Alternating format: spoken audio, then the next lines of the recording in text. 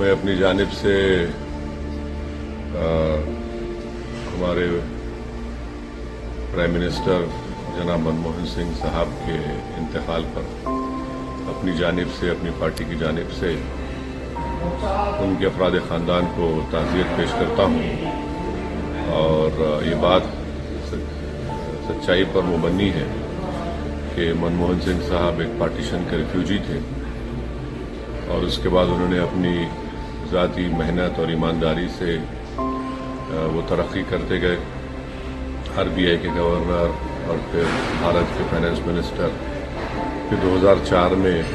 وہ اس ملک کے وزیر اعظم بنے، اور میرا ماننا یہ ہے کہ ان کے دور وزارت عظمیٰ میں وہ ایک بھارت کا ایک پہلا وزیر اعظم تھا، پردھان منتری تھا، جس نے مارجنلائز کمیونٹیز اور خاص طور سے مسلمانوں کو اپلفٹ کرنے کے لیے، ان کو حق دلانے کے لیے انہوں نے بہت کوششیں کی، اور ان کے انتقال سے یقیناً ہمارے وطن عزیز نے اپنے ایک خاص سپوت کو کھویا ہے۔ میں